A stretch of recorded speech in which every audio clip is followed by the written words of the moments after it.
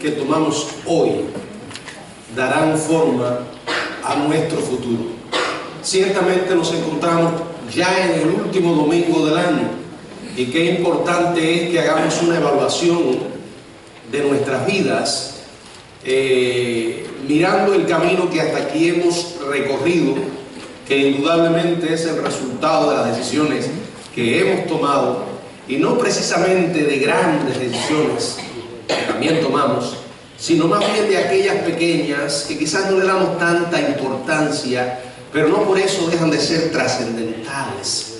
Por eso, qué bueno es que examinemos el camino que hasta aquí hemos transitado y que pensemos en lo que viene.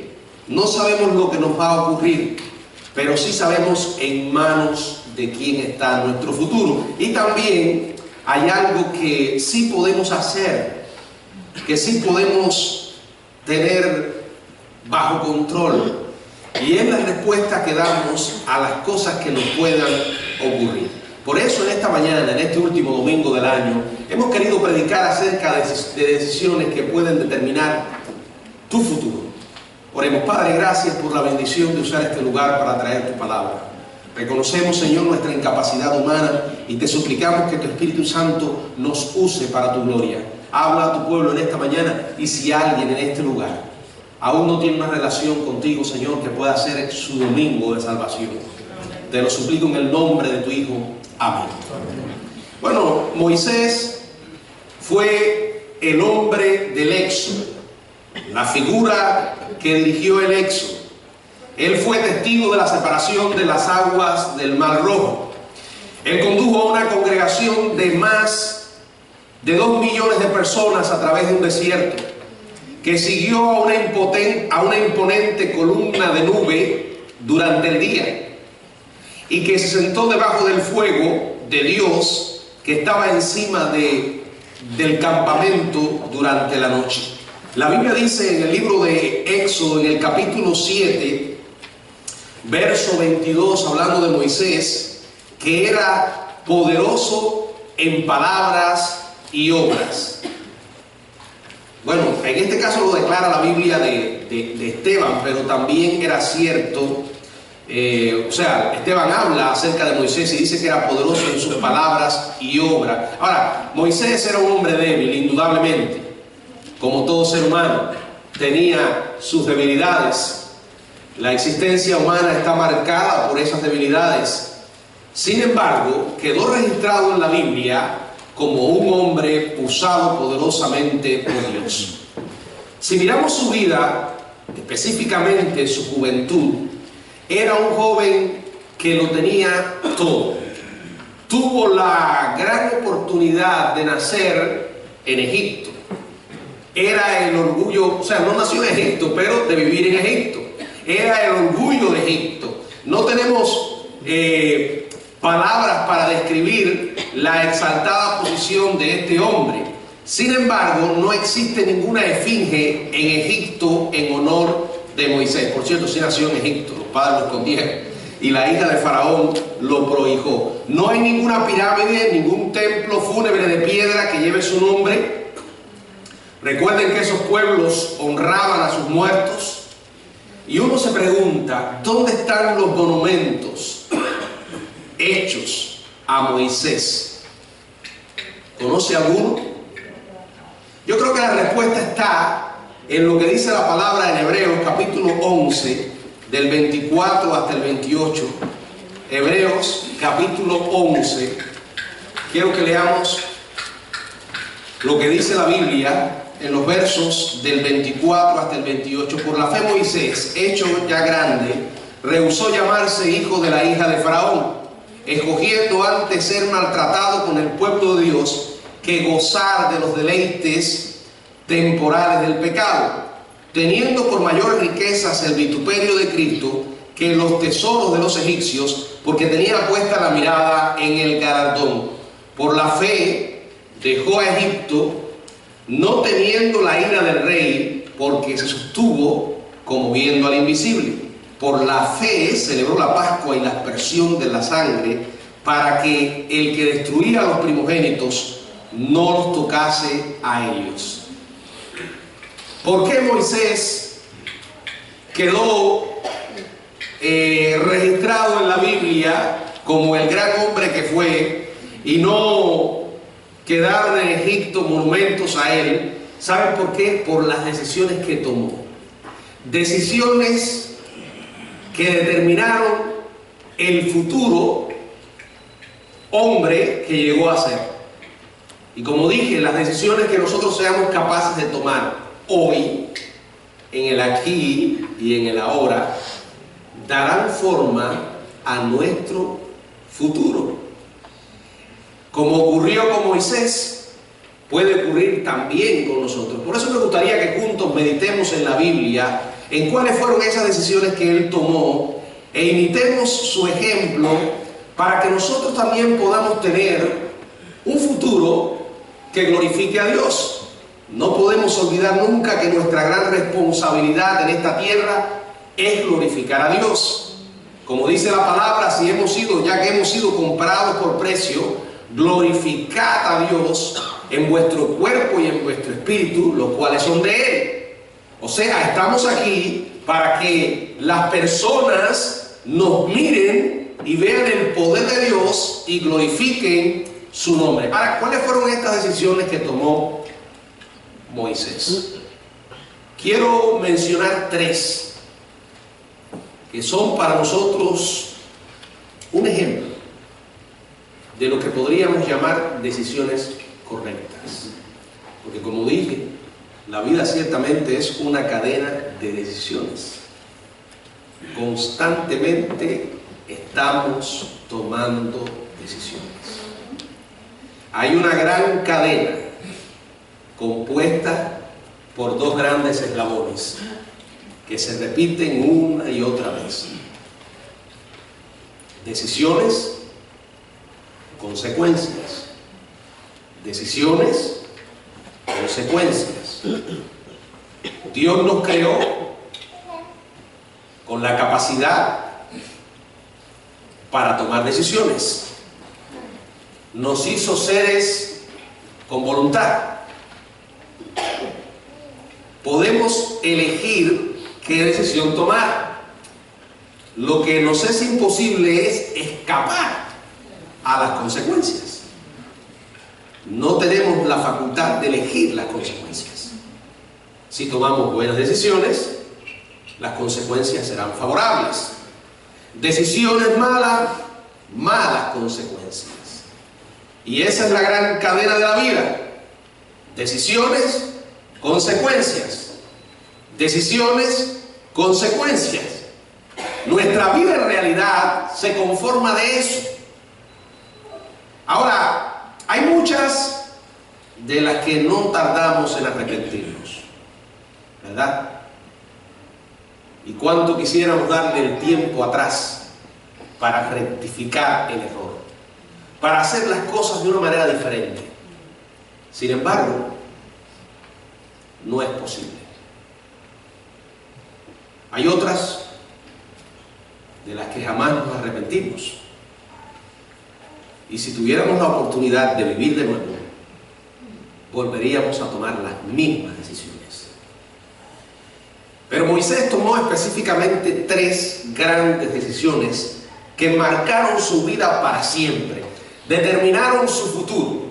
Y con toda seguridad podemos decir que contribuyeron al hombre que él fue. ¿Cuáles fueron? Se las voy a mencionar y después iremos sobre cada una de ellas despacio, reflexionando, intentando encontrar el valor práctico para nuestras vidas, para que cada uno de nosotros seamos estimulados a imitarlas. Primero, rehusó dar apoyo a lo pecaminoso. Segundo, estuvo dispuesto a abandonar lo familiar para seguir a Dios. Y en tercer lugar, hizo lo que no es común. Número uno, rehusó dar apoyo a lo pecaminoso. Dice la palabra en el verso 24, por la fe Moisés, hecho ya grande, rehusó llamarse hijo de la hija de Faraón. Este joven, y como joven lleno de vida, de fuerza, de energía, hebreo por dentro, pero egipcio por fuera,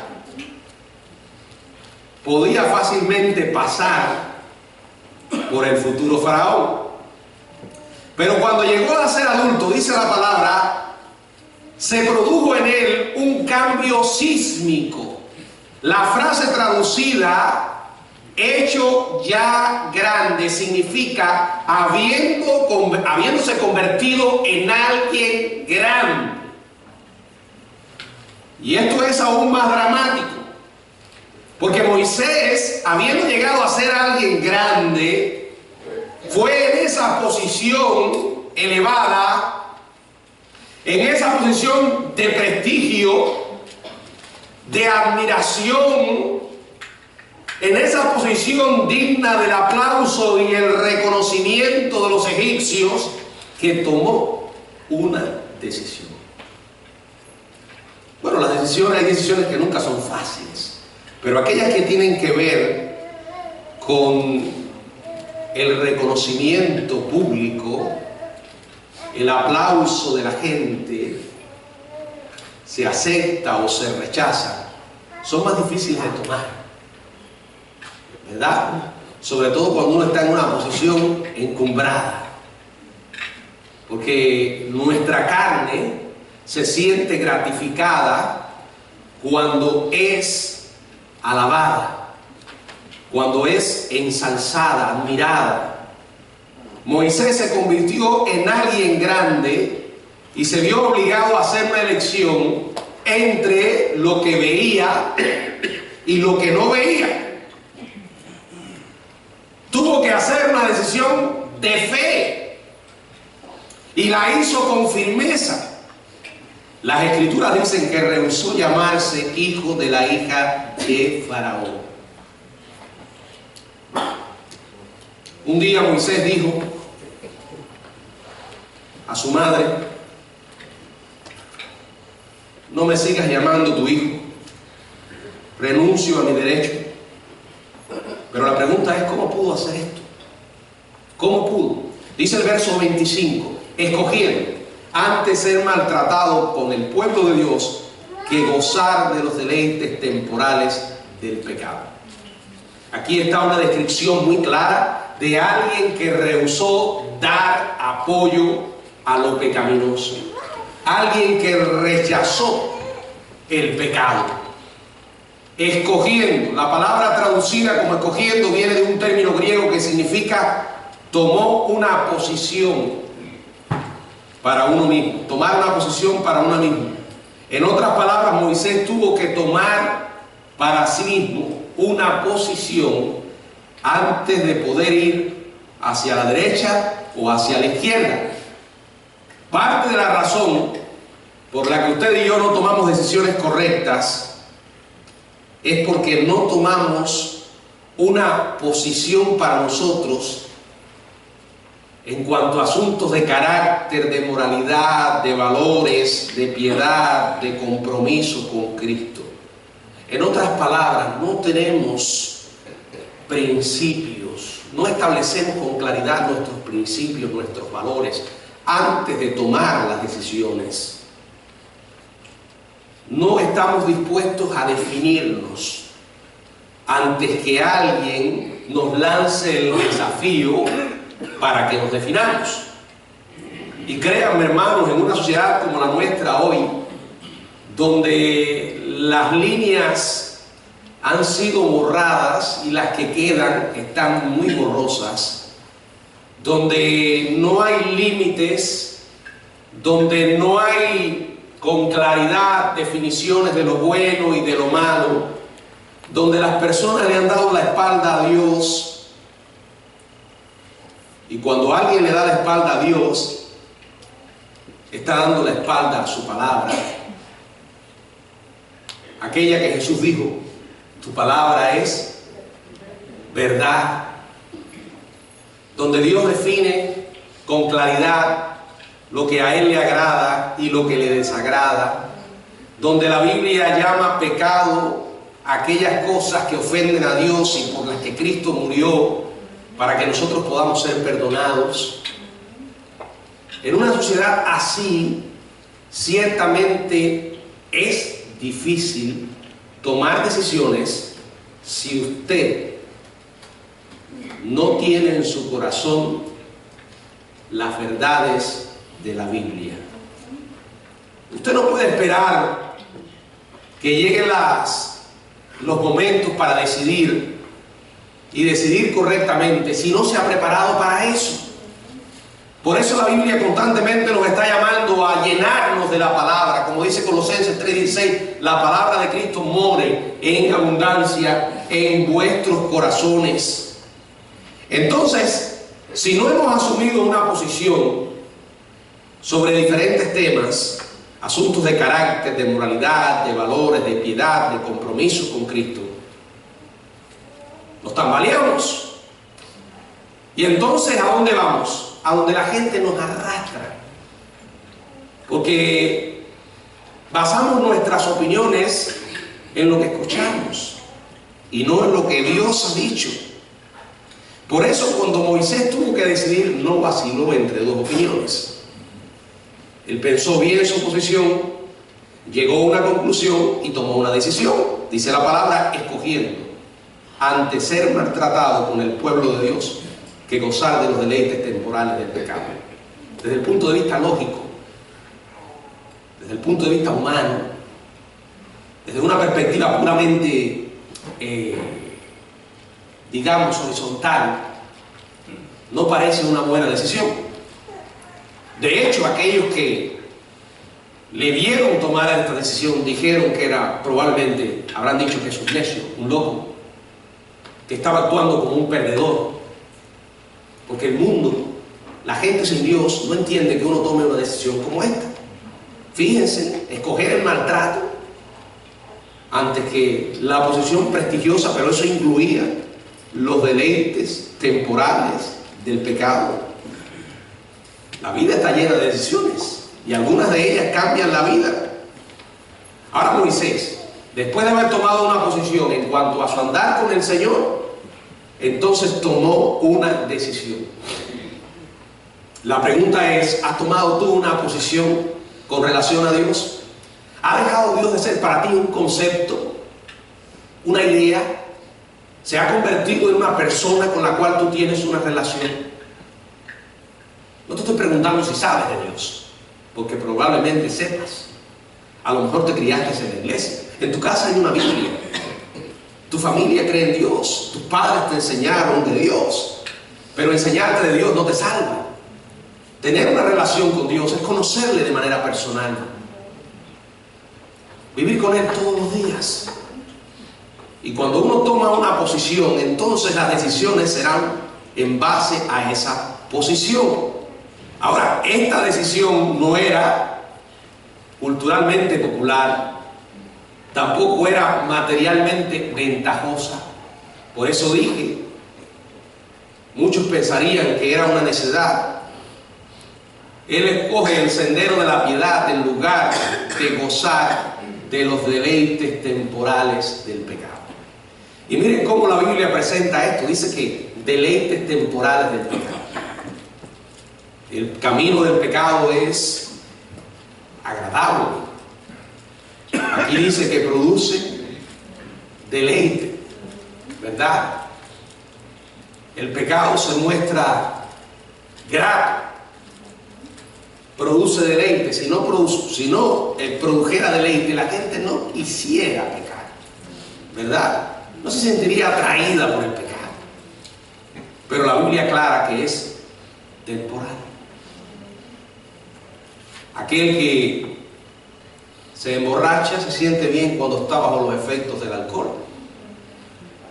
Pero después que pasa la borrachera, regresa al mismo estado que estaba antes. Y que le motivó a tratar de llenar ese vacío y esa sensación triste que quizás le hizo beber. Aquel que decide acumular dinero y dinero pensando que el dinero brinda seguridad y alegría o felicidad, puede acumular y acumular, pero llega un momento en que dice, esto tampoco me satisface. Porque de la misma manera que lo acumulas, lo puedes perder. Aquel que va a los placeres sexuales se siente bien mientras está pecando, pero después vienen las consecuencias. Y vuelvo a decir, el pecado es atractivo. Si no fuera así, la gente no se sentiría tentada a pecar. El diablo sabe cómo diseñar una carnada y que uno la muerda. Ahora Moisés tomó una decisión no dejándose llevar por estas cosas. Escogió. Y en segundo lugar tuvo, dice la palabra en el verso 26, teniendo por mayores riquezas el vituperio de Cristo que los tesoros de los egipcios. Y el secreto está en que tenía puesta la mirada en el galardón. El término teniendo significa pensar de antemano, tomar conciencia del asunto. Él razonó de esta manera, digo, si sigo siendo llamado hijo de la hija de Faraón, ustedes recuerdan, esta mujer lo había recogido a él cuando Faraón dio una orden de asesinar a los niños de los hebreos. Sus padres le tuvieron escondido, pero ya no pudieron esconderle más, y hicieron allí una arquilla y lo pusieron a él y lo dejaron que se lo llevara el río.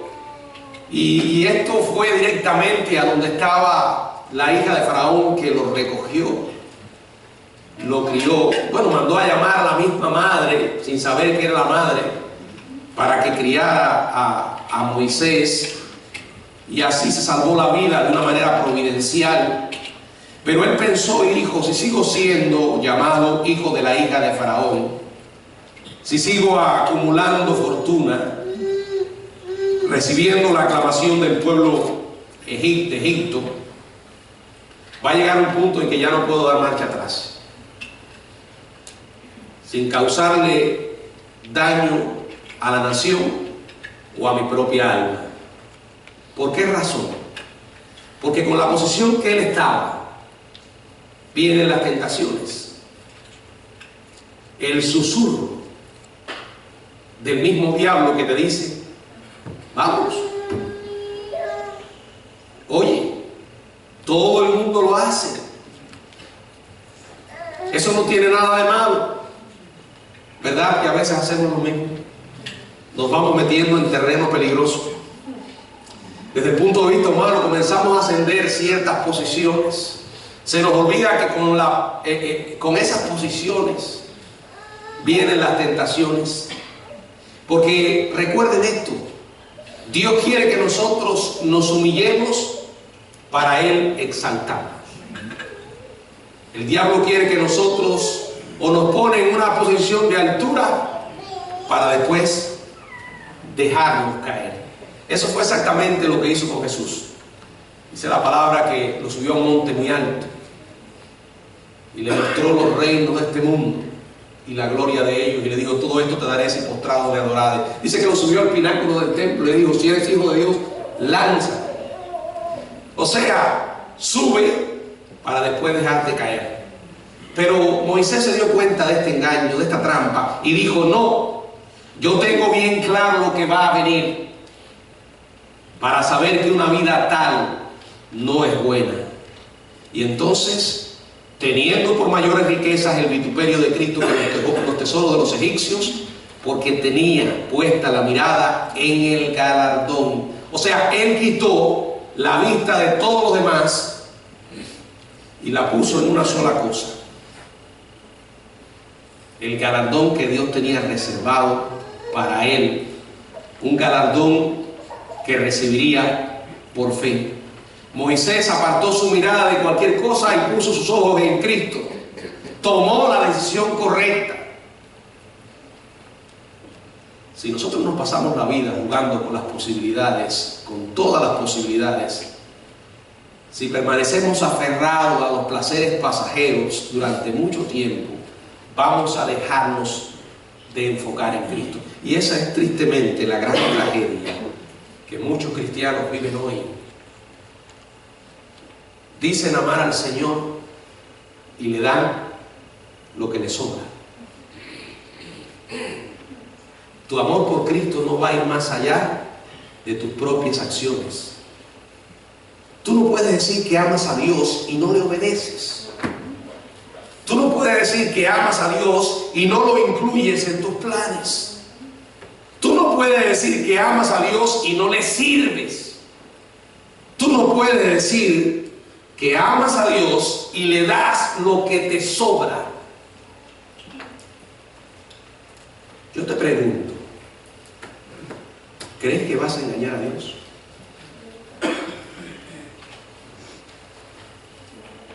Yo decía el viernes que qué bueno es comenzar el año estableciendo las prioridades correctas.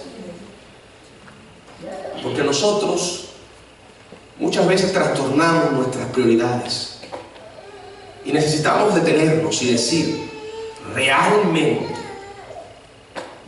le he dado la importancia que tiene a lo más importante?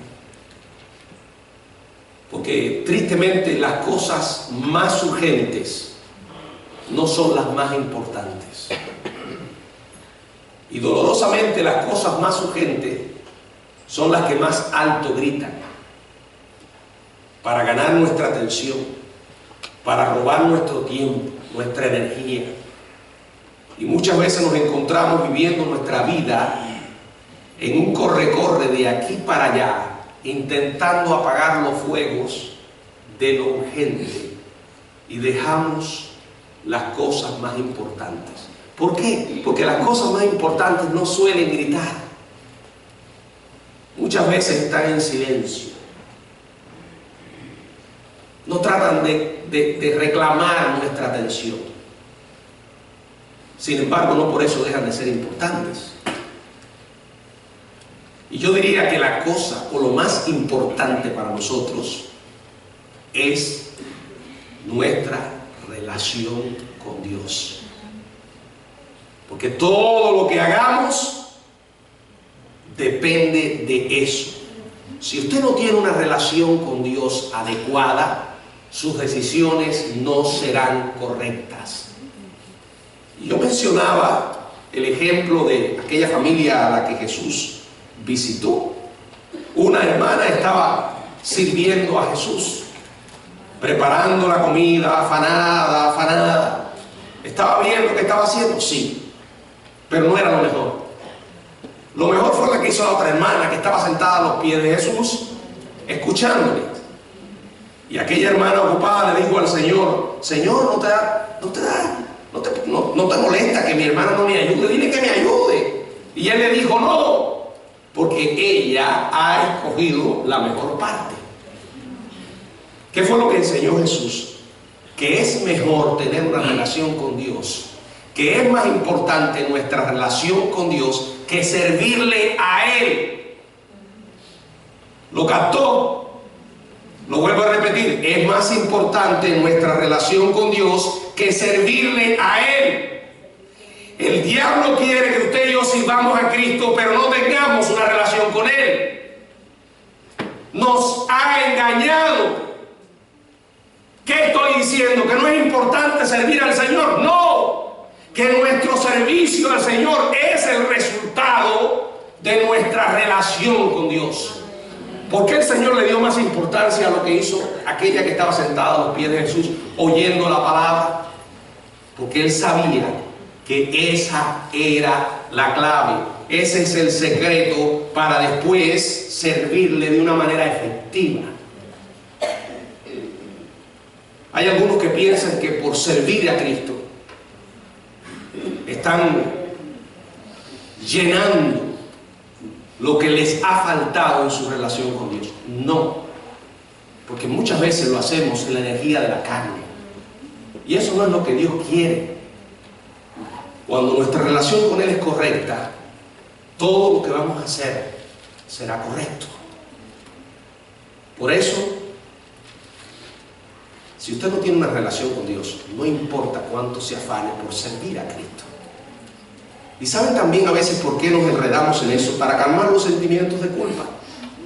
Porque sabemos que no tenemos relación con Dios. Entonces, bueno, Señor, quizás el que yo haga esto para ti te va a hacer a ti olvidar que hoy no he pasado ni siquiera 10 minutos buscando tu presencia a través de la oración, a través de tu palabra, cultivando mi relación contigo.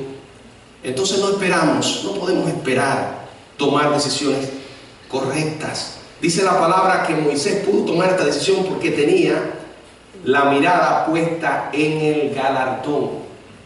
Eso se llama fe. Y la fe viene por el oír, y el oír por la palabra de Dios.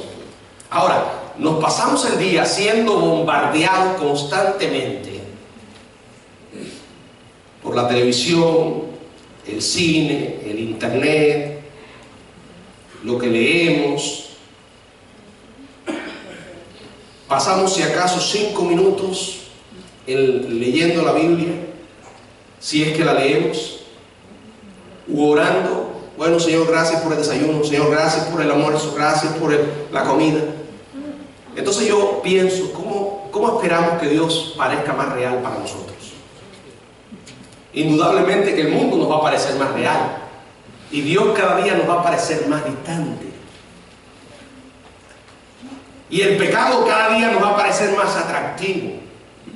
Y en lugar de rehusar darle apoyo a lo pecaminoso, nos vamos a revolcar en lo pecaminoso. Usted no debe rechazar el pecado porque lo descubre. No me diga que usted está arrepentido porque lo descubrieron. Hay gente que deja de hacer lo malo porque los descubren y enfrentan las consecuencias. No dudo que después se arrepientan, pero yo creo que la motivación correcta en un cristiano para no pecar no es que te descubran, no es lo que otros te puedan hacer. Es más, no debe ser ni el miedo a ir al infierno, porque hay personas que toman el camino del pecado y comienzan a dudar de su salvación. Debe ser pensar lo que a Cristo le costó morir por lo que yo estoy teniendo en poco, por lo que yo estoy haciendo, alimentando allí quizás la lujuria, la lascivia, el pecado. Cristo murió por eso. Segundo, la segunda decisión que tomó Moisés, abandonó lo familiar para seguir a Dios. Verso 27, por la fe dejó a Egipto, no temiendo la ira del rey, porque se sostuvo viendo al invisible. Ahora la segunda decisión que él toma es que abandonó lo familiar para seguir a Dios. Nos sentimos cómodos con lo familiar. Nos sentimos cómodos cuando podemos manejar todas las cosas. Nos sentimos cómodos conociendo los detalles. Pero cuando el Señor irrumpe en nuestra vida con una orden, con un desafío, y nos muestra que su voluntad es que nos movamos de donde estamos a donde Él quiere que estemos, sin saber qué nos espera, ahí se complican las cosas. Ahora, se complican si realmente en esta ecuación no entra la fe. Pero Moisés pudo hacer esto, porque dice que se sostuvo como viendo al invisible. Piensa en ti, donde estás viviendo hoy. Quizás lleva ya varios años. ¿Te sientes cómodo? Si el Señor te dijera, quiero que salgas de ahí y hagas esto, te costaría trabajo.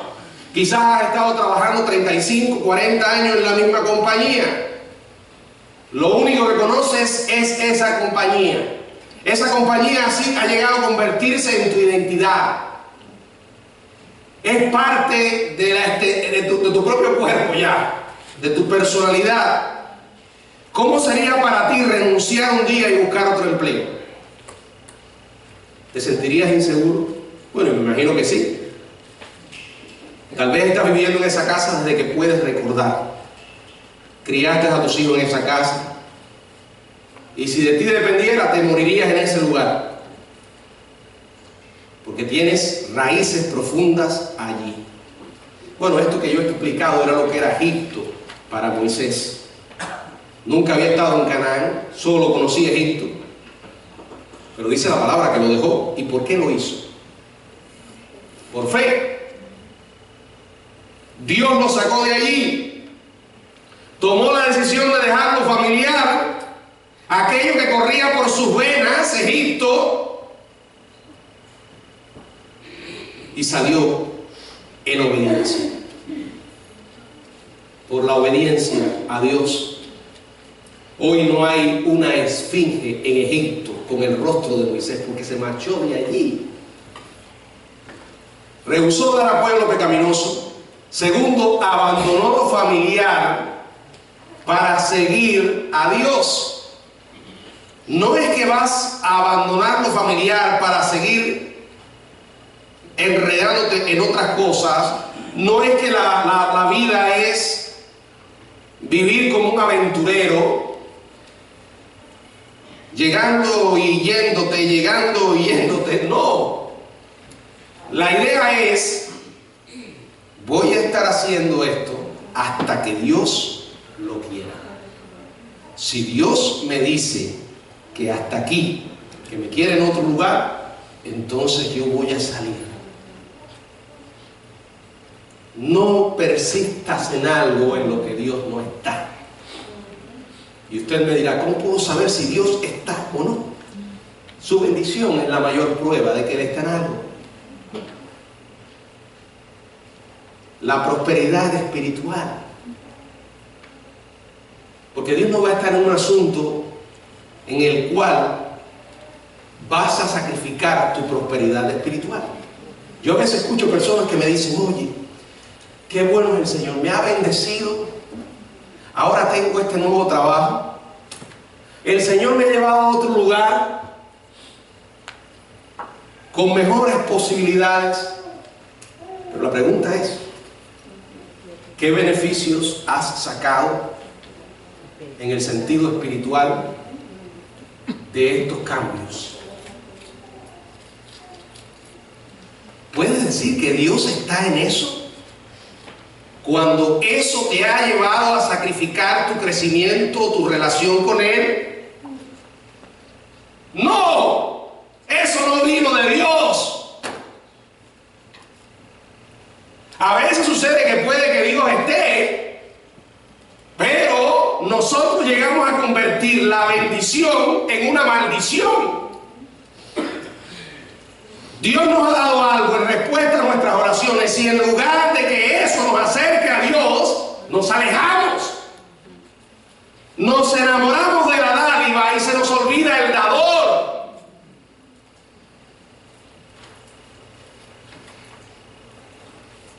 Yo no le estoy diciendo que ahora usted decida hacer un cambio en su vida si Dios no está en eso.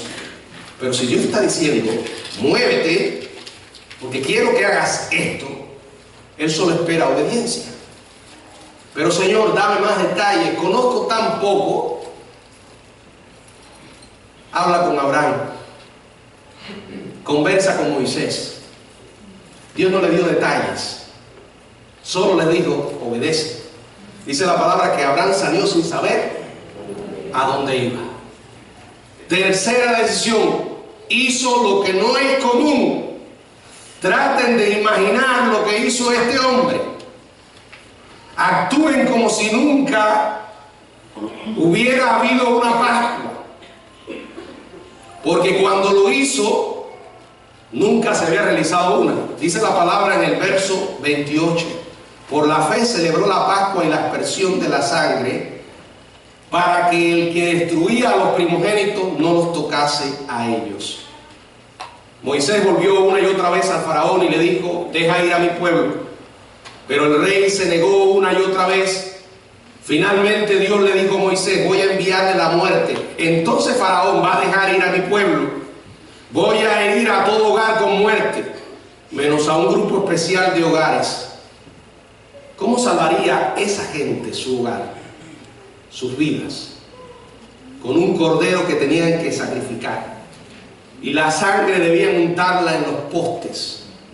Tenían que comer deprisa. Los zapatos, el calzado puesto y el bastón listo. Todas esas eran órdenes nuevas para Moisés y los israelitas. Nunca habían hecho tal cosa. Hoy nosotros miramos eso y decimos qué obediencia, qué acciones tan santas y sublimes. Pero hermanos, imagínense por un momento las burlas que ellos tuvieron que enfrentar. Las burlas siguieron hasta la medianoche de esa noche fatal. Y entonces después las burlas, las risas se convirtieron en llanto, en clamor. Los niños egipcios morían como moscas. Y ahí estaban los hebreos obedientes, de pie, con un bastón, una capa y unas sandalias, metiéndole el diente al cordero asado y a punto de iniciar el éxodo. Qué cosa tan sorprendente. Él hizo lo que no era común. Y ciertamente, si nosotros queremos verdaderamente obedecer a Dios, muchas veces vamos a tener que hacer las cosas que no son comunes. Vamos a tener que pasar ante el mundo por anormales. ¿O yo? ¿A quién le gusta que alguien venga y le diga, tú eres un anormal? Ah, se ríen, ¿verdad? Pero si ahora yo aquí bajo del púlpito y me acerco a uno de ustedes, le miro la cara y le digo, oye, eres un anormal. Aparte de la gran ofensa que estoy teniendo, probablemente usted no se quede sentado. Me devuelva un buen pescozón. Nos da risa. Pero ¿saben qué? Si nosotros queremos verdaderamente agradar a Dios, tenemos que vivir como anormales. ¿Por qué? Porque lo normal, a los ojos de la gente, lo normal, muchas veces, no tiene nada que ver con agradar a Dios. Y aquello que la gente considera anormal es precisamente la senda de la obediencia. Jesús dijo, el que pierda su vida, la salvará. ¿Qué dijo? Niégate a ti mismo y sígueme. El que se humilla será ensalzado. Al que te pida, dale. Oh, eso no está bien. Eso no suena como normal. Ciertamente no. Por eso les digo, muchas veces si queremos glorificar a Dios, tenemos que ir contra la corriente. Ser mirados por la gente con desprecio, rechazados. Usted mire a alguien que encaja en el molde del mundo y estará mirando a alguien que se ha olvidado de Dios. Porque tú no puedes ser una persona popular y obedecer lo que dice Cristo. Cuando empiezas a obedecer lo que la palabra de Dios dice, ya no vas a ser tan popular. El diablo rechaza todo lo que Dios es y todo lo que Dios representa. Hace algunos años estaba mirando a un candidato presidencial, que por cierto por poco llega a la presidencia de este país, socialista de extrema, un extremo socialista, Bernie Sanders. Estaba en una reunión, de alguna manera estaba confrontando a alguien por su fe. Y dentro de las cosas que pude entender que le decía, el cristianismo es una religión de odio, llena de prejuicios y irrespetuosa con otras religiones. Y el hombre le decía, yo no estoy de acuerdo con lo que usted está diciendo. Y él le decía, sí.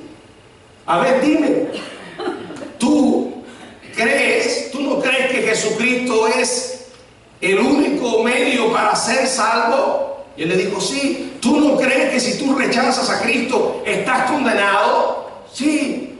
¿Tú no crees realmente que las personas de otras religiones están condenadas? Y él le dijo, sí. Pero yo no persigo a personas por creer diferente. Yo no les quito la vida, ni creo que sea correcto. La Biblia no enseña eso. Y él le decía, pero ¿puede haber alguna cosa más irrespetuosa que más incite al odio que eso. Fíjense el análisis de este personaje. El mismo análisis que hace que el diablo lleva a la gente a hacerlo. La verdad de Dios tendrá que chocar inevitablemente con los pensamientos del mundo. Y yo lo he dicho otras veces, si Jesús apareciera nuevamente hoy por las calles de esta ciudad o de cualquier otra ciudad de Estados Unidos, predicando lo que predicó, probablemente lo arrestarían y lo encarcelarían por fomentar el odio religioso, por ser un intolerante, porque Jesús dijo: yo soy el camino. Él no dijo: yo soy un camino, yo soy el camino, el único. Yo soy la verdad, la única verdad, y yo soy la vida. Por eso, amados hermanos, hay un precio que hay que pagar, y muchas veces hacer lo que no es común. Ahora, ¿cómo podemos tomar estas decisiones? Para tener el discernimiento que se necesita para rechazar lo pecaminoso, la fe debe gobernar sobre nuestros sentimientos. Habrá momentos en que sintamos deseos de hacer lo que a Dios no le agrada y que estamos haciendo lo correcto. Pero es que yo me siento bien con esto. Hay gente que dice: no, pero es que yo siento. No se trata de lo que tú sientes o yo. Podemos sentir que estamos bien, pero la pregunta es: ¿qué Dios dice? Es cuestión de fe, no de sentimientos. La vida cristiana se vive por fe, no por sentimientos. Habrá momentos en que nuestras emociones nos van a decir una cosa, nuestros sentimientos nos van a traicionar porque nos parece que Dios está distante, pero hay que ver lo que Él dice. Estaré con vosotros todos los días, hasta el fin del mundo. No es cuestión de sentimientos, sino de fe. Para rechazar lo pecaminoso no es cuestión de sentimientos, sino de fe. Para dejar lo familiar y seguir a Dios, la fe debe gobernar sobre mi seguridad. No importa cuán inseguro me sienta, la fe es la respuesta. Y en tercer lugar, para hacer lo insólito, para hacer lo que no es común, debemos hacerlo por fe, porque solo la fe puede silenciar a los críticos. Fíjense que al final llegamos a este punto, la fe. ¿Cómo está tu fe? Y más importante que cómo está tu fe es en quién la has depositado. Yo siempre pienso en la gente con la que me encuentro a veces, que me dicen, yo les pregunto: ¿tú crees que Dios existe? Y la gente me dice: sí, yo creo que existe algo. ¿Así? Sí, algo. Tiene que haber algo. ¿No han oído eso? Y yo tengo fe en ese algo. Te compadezco. Porque usted puede tener tremenda fe en un coco, en una piedra, y esa fe no puede hacer nada por usted. Ah, pero yo le pedí a la piedra y la piedra me contestó. ¿Seguro que te contestó la piedra? Sí. Yo recuerdo a una persona que conocí en Cuba, una historia de un señor que le había hecho una promesa a un santo que hay muy popular en Cuba, San Lázaro. Que por cierto, a la gente dice: San Lázaro es el santo de todos los cubanos. Y él dijo eso. Ahora, él le había dicho a San Lázaro que si le sanaba a su hija, él se iba a cortar las dos manos. Gracias que San Lázaro no le contestó. Pero esa persona me contó una vez de otras experiencias que tuvo, que San Lázaro le respondió. Y yo no creo que me dijo mentira. Yo creo que hay gente que cree en San Lázaro y San Lázaro le responde. Hay gente que cree en la Virgen y la Virgen llora y contesta. Hay gente por ahí que le piden a un santo, tenga el nombre que tenga, y ese santo le ha respondido. Ahora, yo lo que no creo que sea el santo el que responda. Yo creo que es el mismo diablo el que lo hace para mantener cautiva a esa persona toda la vida. Ahora, el punto aquí no es que tú tengas gran fe, sino en quién la has puesto. No existe algo, es alguien. Algo es una cosa, un objeto, no sé. Alguien es una persona.